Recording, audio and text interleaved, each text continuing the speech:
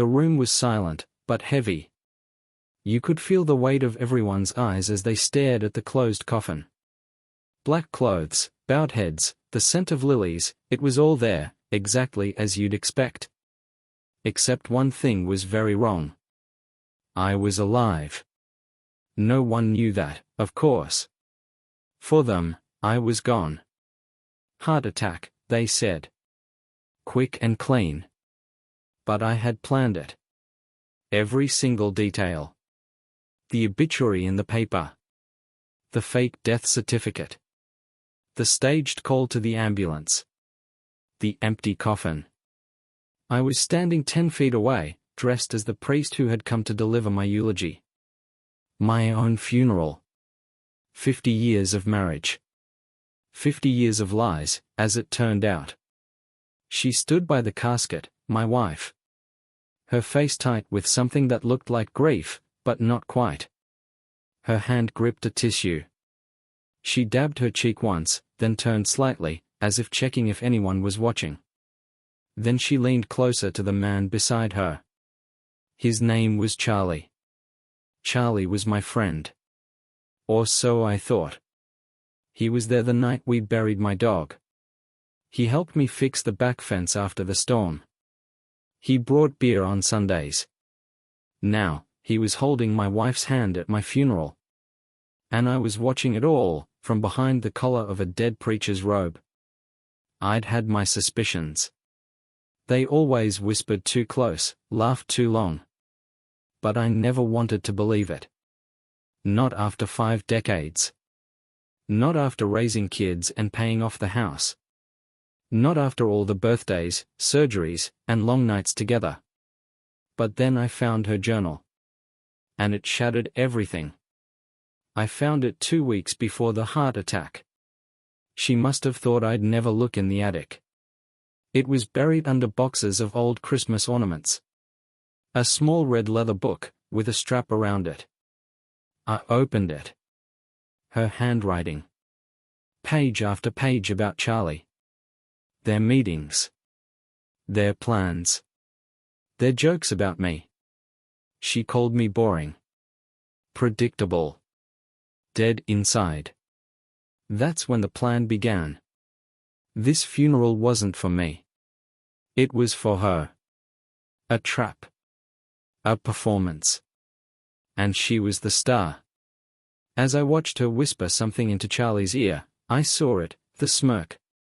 The one she used to give me when I brought her coffee in the morning. Now it was his. I watched her hand touch his chest, just briefly, but enough to make me clench my fists inside my sleeves. I had cameras everywhere. In the casket. In the flowers. In the photo frame with my smiling face. All feeding into a secure cloud. This wasn't just revenge, this was evidence. For my kids. For the world. For myself. She thought I was gone. But I had never been more alive. After the guests left, she stayed. Just her and Charlie. They didn't notice me standing in the hallway, still in the robe. I watched as she led him upstairs. To our bedroom. On the day of my funeral. They closed the door. I didn't move. I didn't breathe. I just listened. Whispers. Laughs. The creak of the bed. This wasn't just betrayal. This was performance. Celebration. I watched the hallway camera feed through my phone, and I felt something deep inside me twist and catch fire. I didn't cry. I didn't scream. I simply walked out of the house and into the black van parked down the street. Inside were the monitors, the recordings, the backup drives. I sat down. And I smiled. Let them celebrate. I'm not done. I didn't sleep that night. I sat in the back of the van, surrounded by screens playing back every second of the funeral. Every whisper, every touch, every laugh from upstairs. My face lit by the glow of betrayal. I watched her lean on Charlie in the kitchen, sipping wine like it was a celebration. Her black dress was still on, but barely. He kissed her neck and she laughed, loud, too loud. There was no mourning. There was no grief. Only hunger and relief. Like my death had been a gift. But she didn't know it was just a beginning. I spent the next 2 days in that van, parked behind an abandoned gas station a few miles away. I had stocked it with everything I needed: canned food, battery packs, surveillance gear. This wasn't spontaneous. This was war. I started pulling strings. I contacted an old friend from the army, Marcus. We hadn't talked in years, but I knew I could trust him. He owed me.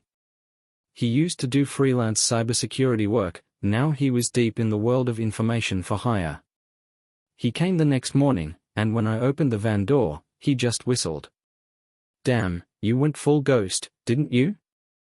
"I need access to every financial record she has," I told him. "Emails. Texts. Cloud. If she ordered pizza, I want to know the toppings." Marcus grinned. "This gonna be one of those slow burn things?" "No," I said. "This will be surgical."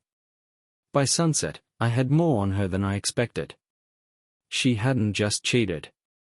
She had opened secret accounts. She had transferred thousands from our joint savings. Some to Charlie. Some to offshore cards. She had forged my signature on insurance updates. She had even started the process to sell our second property in Arizona, under her name only. It wasn't just betrayal. It was theft. Premeditated. Layered. And meticulous. But now I was ahead of her. And I had something better than evidence. I had time. She thought I was dead, and that meant she'd drop her guard. She already had. Within 72 hours, she called the insurance agent. I listened to the entire call. She faked tears. Told them she was devastated.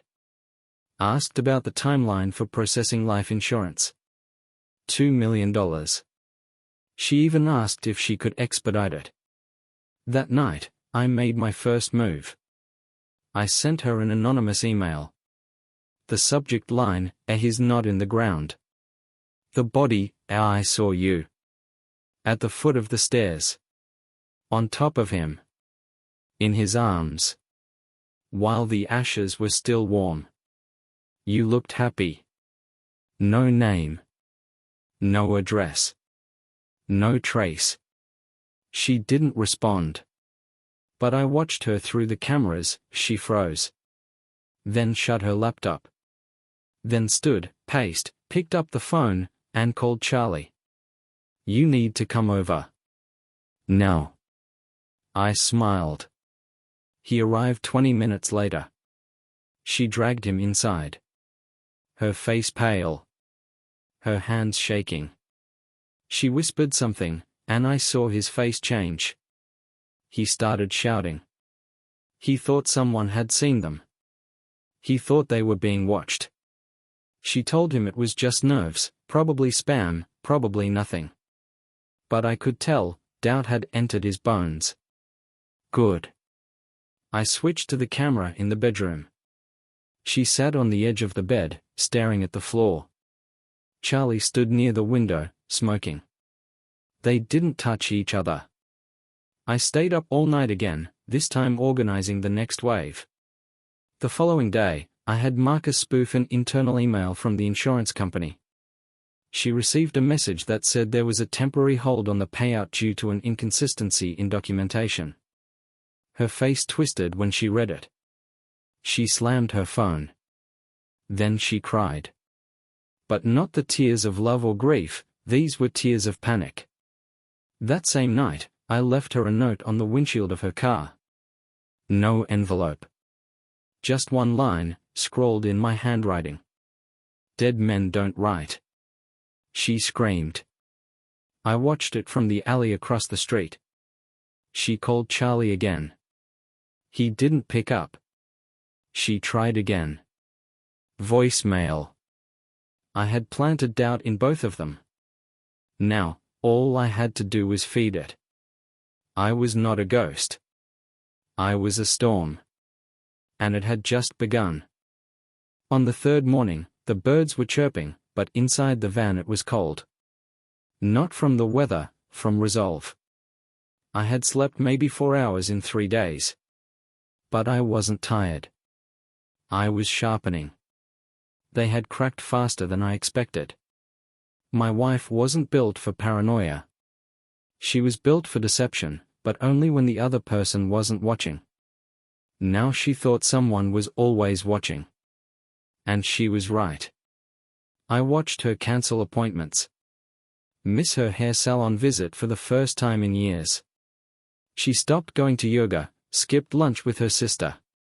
She was folding in on herself, and Charlie wasn't helping. He'd stopped staying over. She called him 7 times in one day. He picked up once. My cameras in the house were picking up every whisper. Every restless footstep. She didn't sleep in our bed anymore. She moved to the guest room. Maybe the scent of the betrayal clung too tightly to the pillows. I needed more pressure. So I gave her something she couldn't ignore. At precisely 3 p.m., a courier rang the doorbell and handed her a manila envelope. No return address. Inside, printed photographs.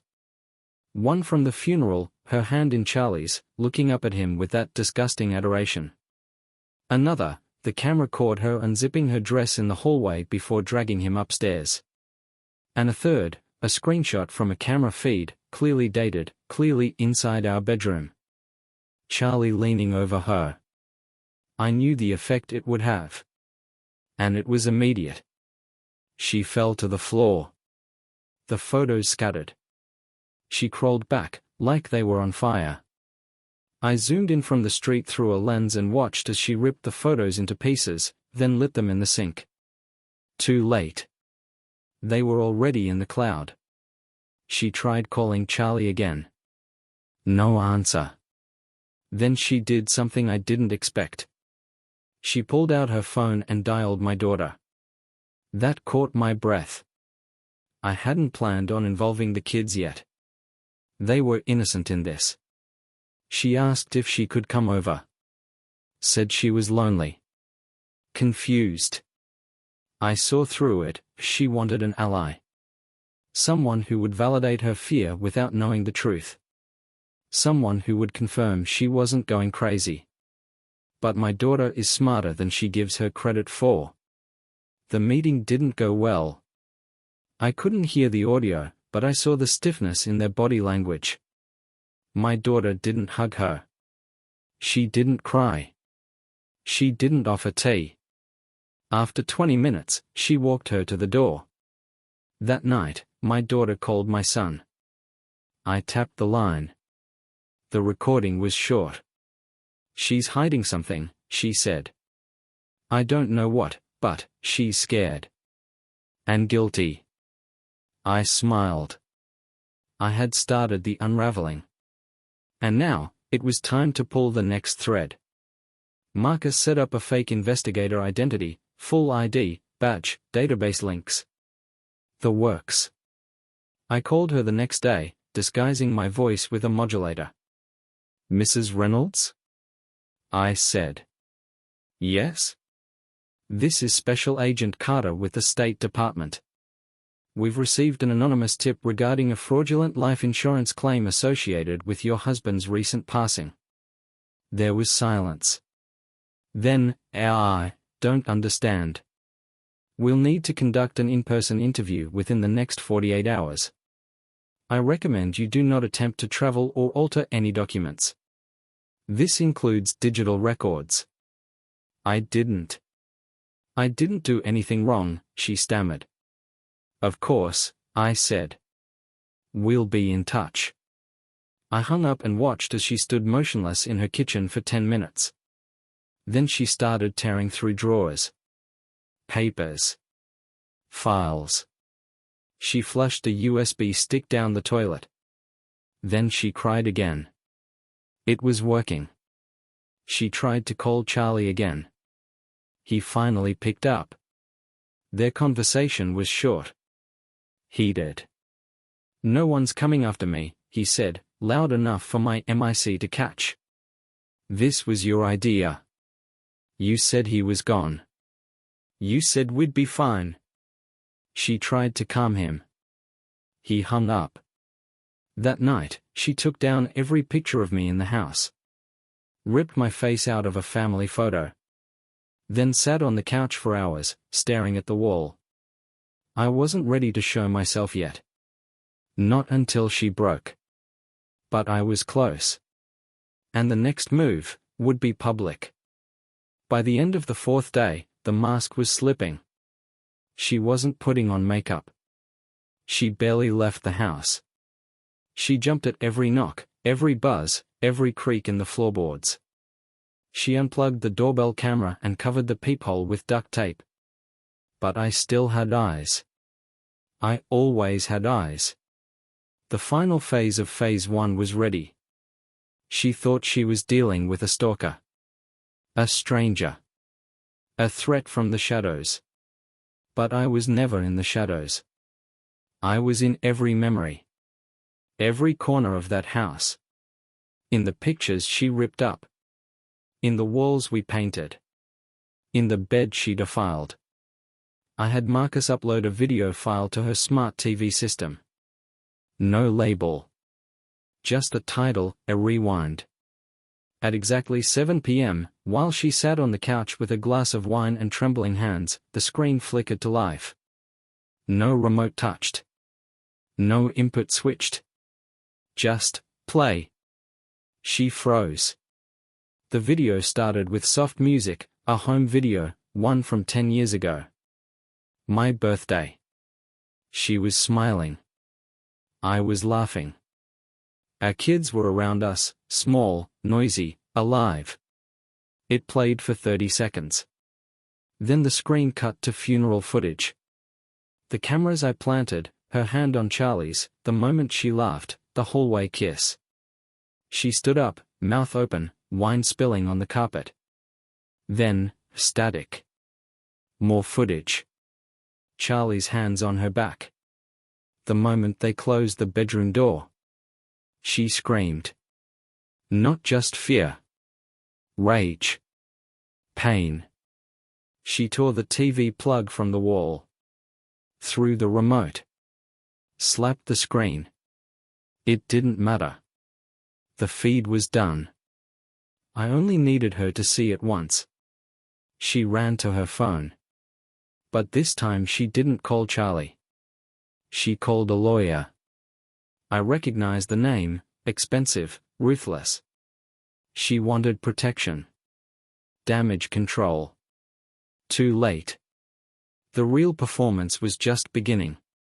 That night, I uploaded a new video. But not to her house.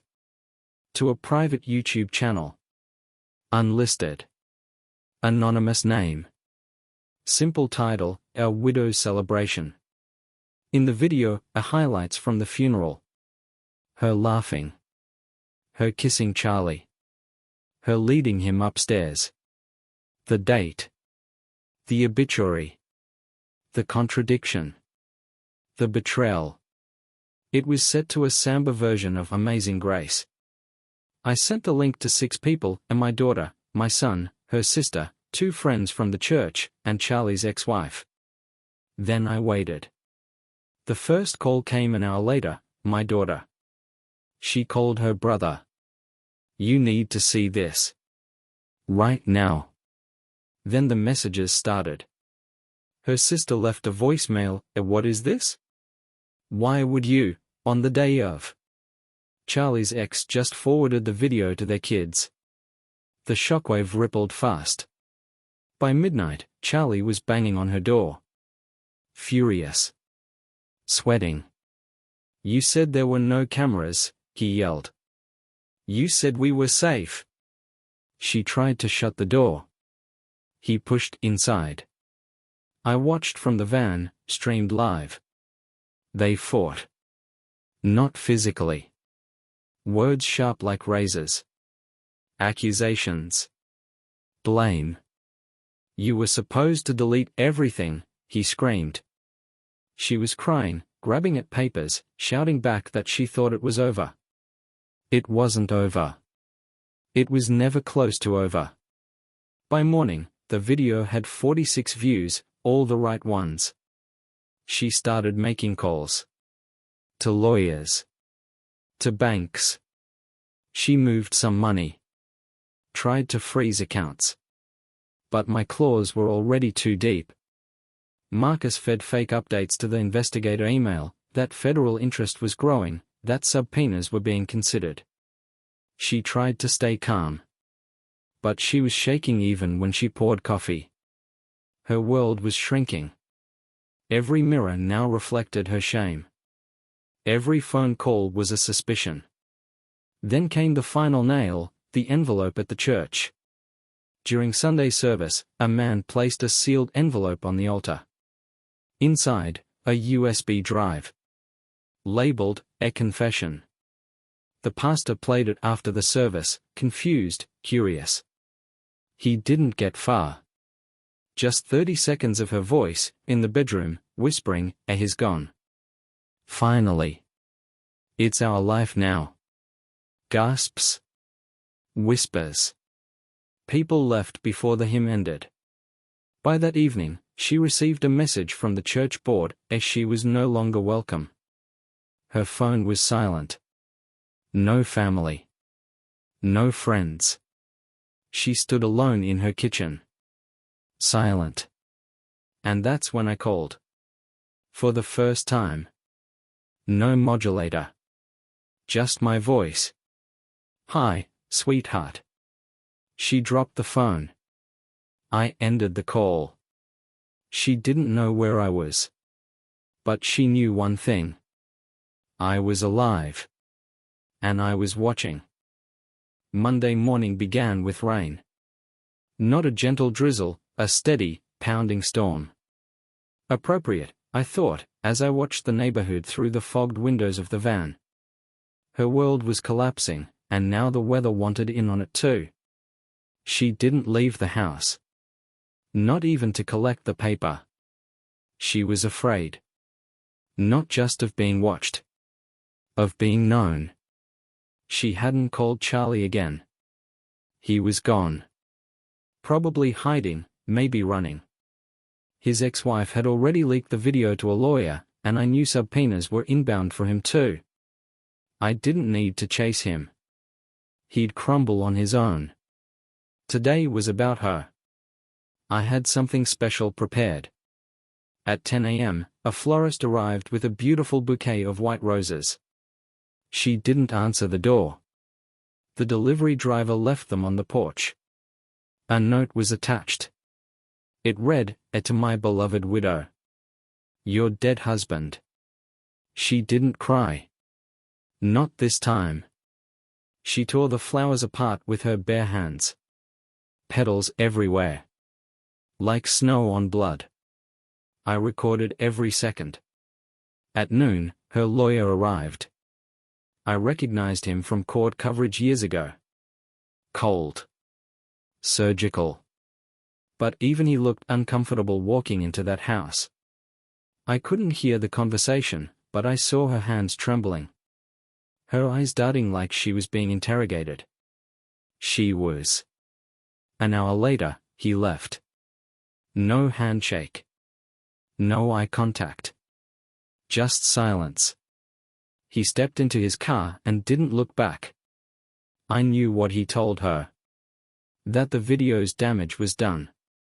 That civil suits were inevitable. That her standing in the community was finished. But the worst part?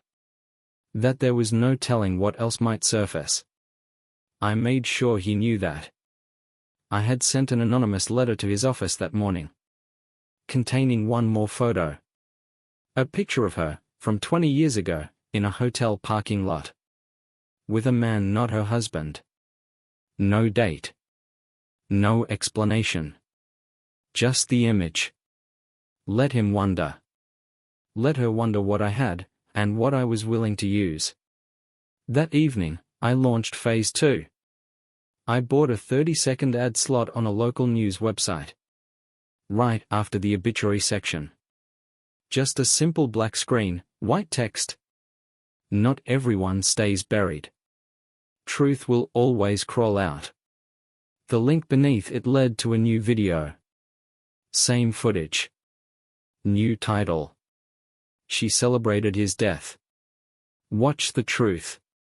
By morning, it had over 8,000 views. I didn't need millions. I needed the town. The neighbors. The friends.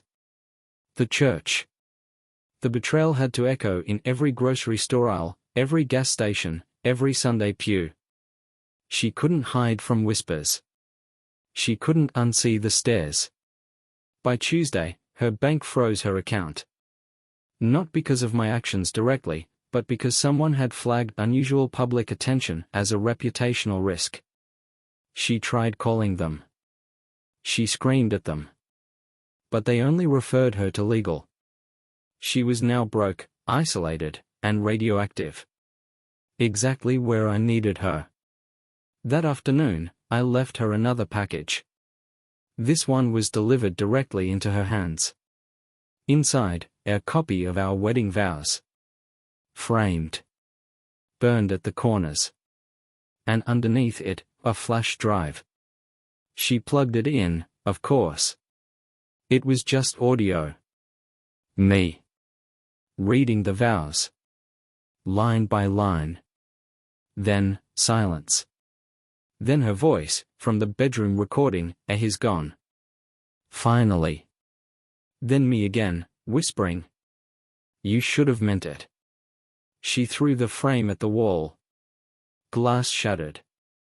But she didn't scream. She just sat down. Right there. On the floor. And stared at the door. Like she was waiting. I almost felt something then. Almost.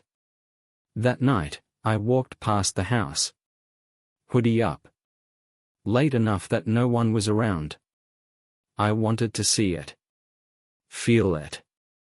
The lights were off. But I knew she was awake. And I knew she was thinking one thing. What comes next? She'd find out soon enough. Wednesday came grey and silent. The streets were slick with rain from the night before, and the world felt paused. As if even nature was holding its breath, waiting to see what would break next. She hadn't left the house in 2 days. Delivery men stopped leaving packages. The mailbox was overflowing. Her blinds stayed closed. Her lights barely flicked on. And through all of it, I watched. But now I wasn't watching just out of revenge. I was studying her downfall. There's a difference. This wasn't about punishment anymore. This was documentation. The anatomy of a collapse. She was unraveling, thread by thread. I saw her sitting for hours in the living room. Just staring. At the wall. At nothing. The television never came on again after the video. Her phone had gone silent. She didn't even carry it anymore. It lay on the table, battery drained, lifeless, like she had been. She had become her own tomb. And still, I wasn't done. Because there was one more truth to expose. One more ghost in her closet. Charlie wasn't her first. The journal I found in the attic, it had older entries. Stories. Years old. Before Charlie. Names I didn't recognize. Places I never knew she went. She had been doing this for decades. Lying. Cheating. Smiling through it all. And me? I was the fool who thought love meant loyalty. I scanned the pages. One name stood out, Henry Monroe. A contractor we'd hired when remodeling the kitchen 15 years ago. I remembered him vaguely. Friendly. Handsome. Built like a bull. There was a passage about the white tiles and the white sheets, how she used to sneak him in after I went golfing. I gritted my teeth. So that's what those Sundays were. I called Marcus. I need to find someone. Quietly. He delivered within hours. Henry was in town. Owned a flooring business now. Married. 3 kids. Clean record. But I didn't want to expose Henry. That wasn't the goal. I wanted her to. So I crafted another message. This time, I made a flyer. Designed like a community bulletin. Title at the top, and Know Your Neighbors. Her photo on one side. Henry's on the other. In the middle, an excerpt from the journal. 1 sentence only. Sometimes, the hardest stains to clean are on white tiles. I printed 100 copies. And on Thursday morning, before the sun rose, I distributed them across the neighborhood. Bus stops. Coffee shop corkboards. Library walls. Even slipped a few under windshields at the local gym. By noon, the neighborhood was buzzing. I didn't need to hear the conversations. I could see them. People on sidewalks, holding the flyers, whispering. Pointing. Shaking heads. By 3 p.m., Henry's wife had seen it. At 4 p.m., his business's Yelp page was flooded with comments. Some neutral, some cruel.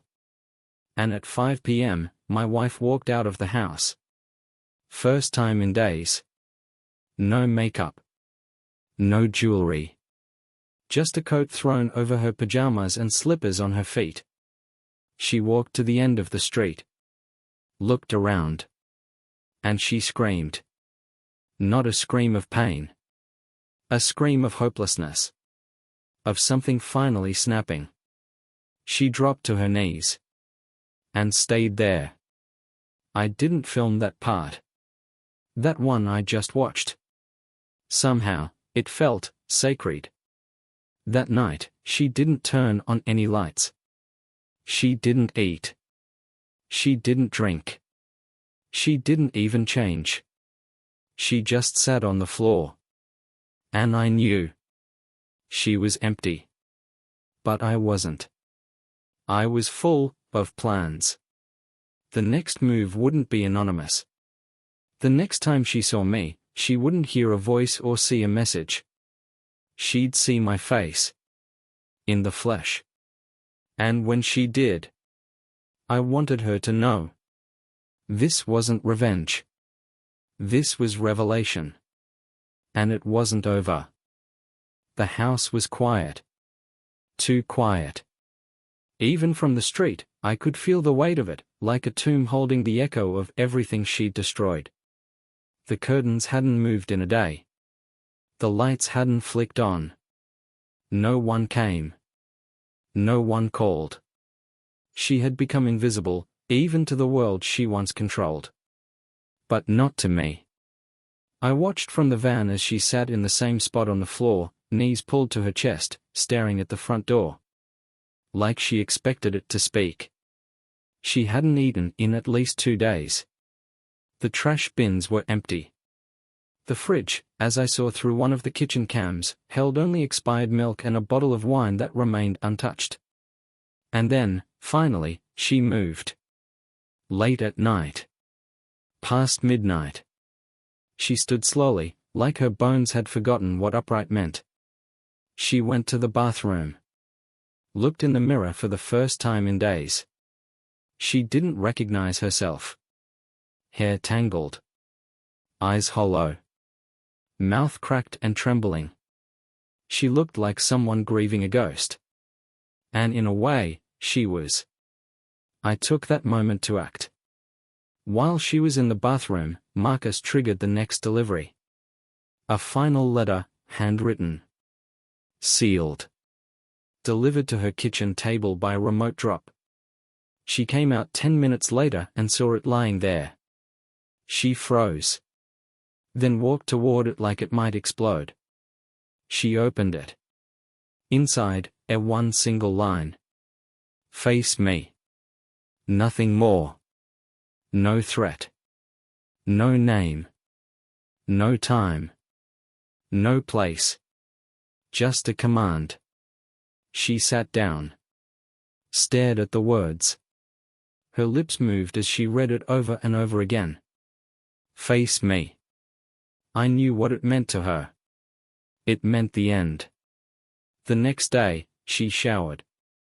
The first time in over a week. She changed clothes. Real clothes. Jeans. A sweater. The same blue one I had given her for our 40th anniversary. I watched as she walked around the house like a ghost, testing the edges of her coffin. By noon, she stepped outside. Not for long, just to check the mailbox. Inside was another letter. This one had an address. The one I had rented under a fake name across town. A small cottage, empty, cold, bare walls and folding chairs. A stage. Nothing more. Inside the envelope was a key. And one sentence. Tonight. 9 p.m.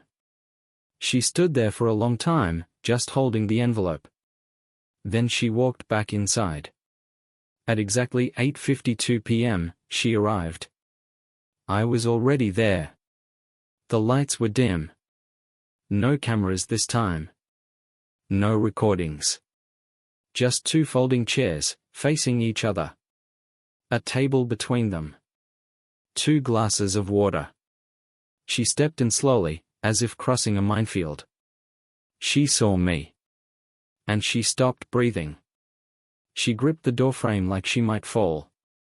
I didn't move. She whispered, "You dead." I said nothing. She stepped forward. "You dead," she repeated, louder, as if trying to convince herself. Still, I said nothing. She came closer. Sat in the chair across from me. Her hands shook so badly the water glass rattled. Finally, I spoke. I was. Silence. Then she cried. Not soft, quiet tears. Racking sobs that ripped out of her like an exorcism. She bent over, clutching her sides, gasping between breaths. "I'm sorry," she choked. "I didn't know. I thought you were. I didn't mean for." I raised my hand. She stopped. "This isn't forgiveness," I said. She looked up, face red, wet, ruined. "This isn't reunion. This isn't healing." She blinked. "Then what is it?" she whispered. I leaned forward. "This is judgment." She shook her head, as if the word hurt. "I've lost everything," she said. "No," I said. "Not yet." And I stood. Left her there. Alone. Facing herself. For once, with nothing left to hide behind. She didn't sleep that night. I knew because I didn't either. I stayed parked half a block from the cottage, hidden in shadows, watching through the small rear camera I had installed earlier that week. She stayed in that folding chair for nearly 4 hours after I left, unmoving, staring at the empty space I'd once filled. By dawn, she stood, slowly, like someone recovering from surgery. Her steps were hesitant. She reached for the door but paused, looked back at the chair, and touched the seat. Not the cushion. The metal. Cold and bare. Then she left. I waited 30 minutes before entering. Nothing was touched. The water glasses remained full. Her chair still warm. She hadn't even cried again. The silence in the room had weight, like it had learned to breathe on its own. I picked up the note I'd left under her chair.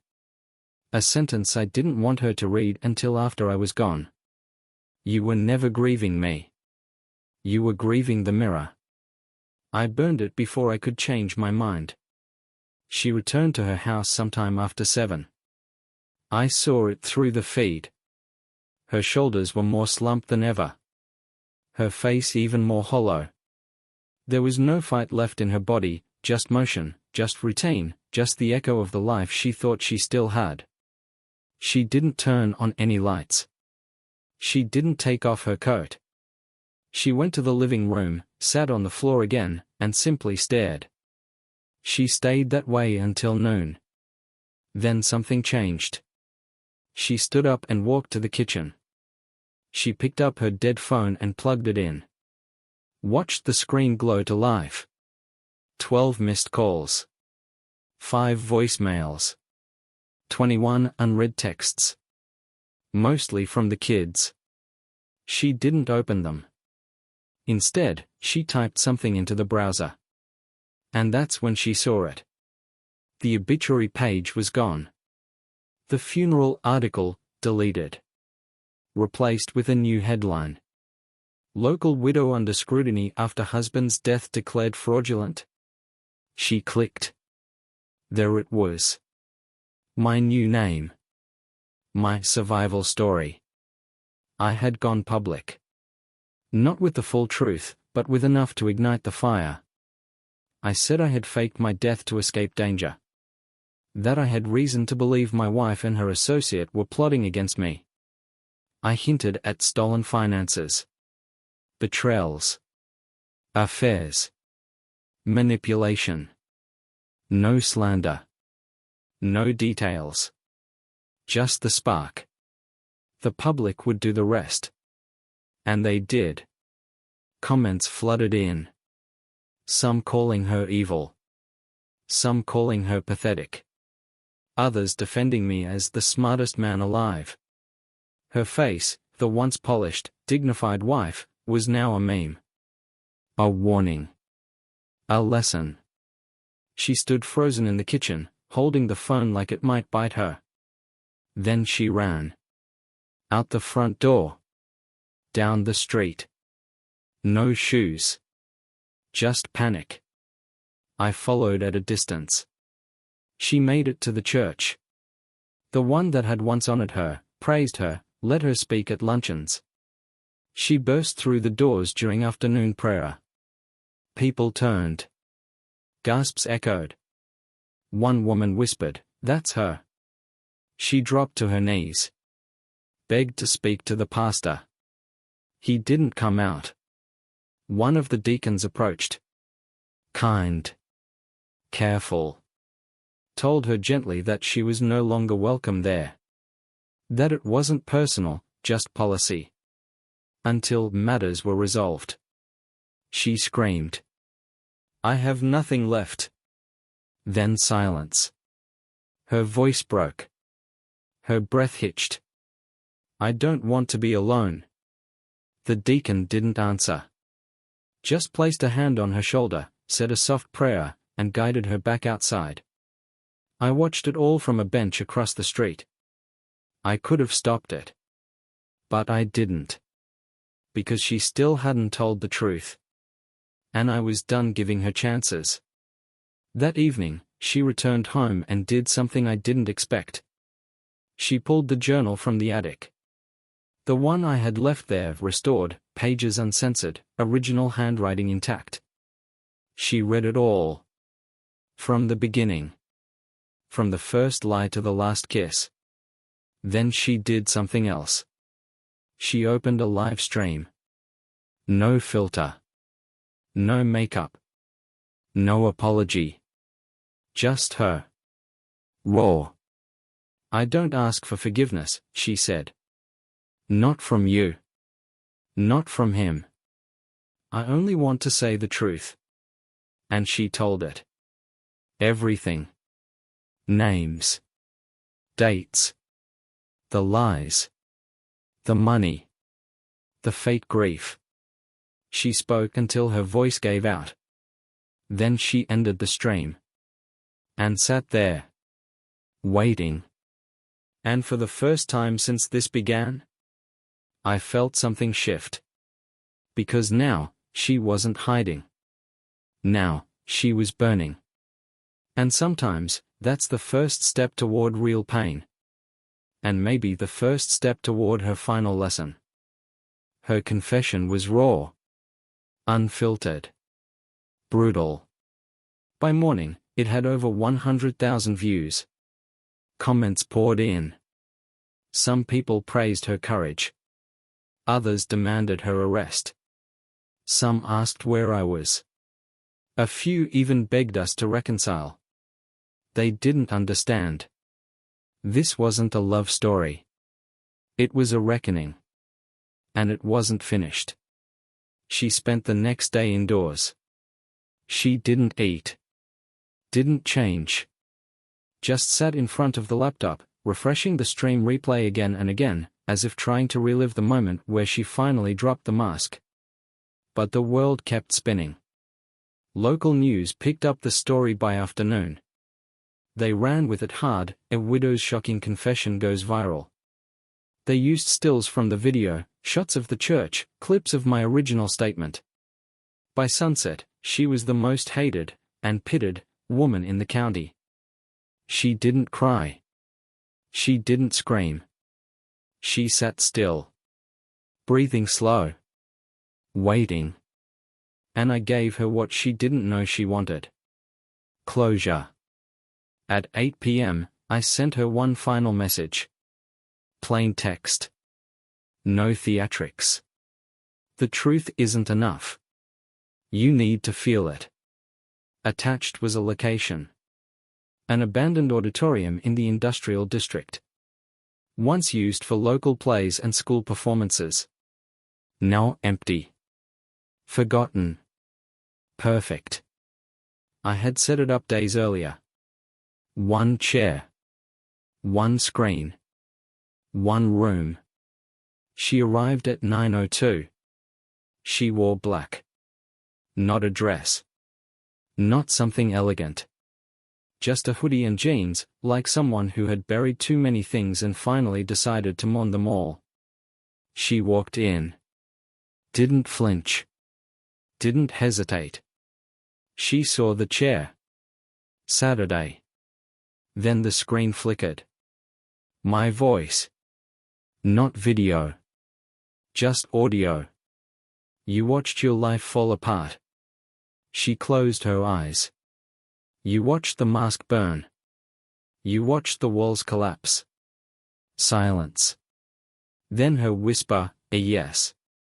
But you never watched what I did. The screen lit up. Security footage. Silent. Clips from the funeral. From the hallway. From the bedroom. From the flower cams. Every angle. Every betrayal. Every smirk. Every whisper. She didn't look away. Not once. Then, a clips of her walking alone. Breaking down. Screaming at the mailbox. Collapsing in church. Her downfall. Documented. The last video was of her confession, the livestream. But not just the public feed. My copy. The one with enhanced audio, focused lighting, every emotion raw. And when it ended, my voice returned. I don't need an apology. She nodded, tears now trailing. I don't need you to suffer. More tears. I just need you to live with it. She whispered, I am. And then the lights shut off. Complete darkness. She sat for 5 minutes, unmoving. Then stood. And walked out. No words. No goodbye. Only understanding. I left the building before she did. I didn't need to see her face again. Not now. Not ever. Because the story was over. And in the ashes of it all, I wasn't angry anymore. I was free. It rained that night. Not heavy. Just steady. Enough to wash the streets clean, or at least make it look that way. I walked through it. No umbrella. No hood.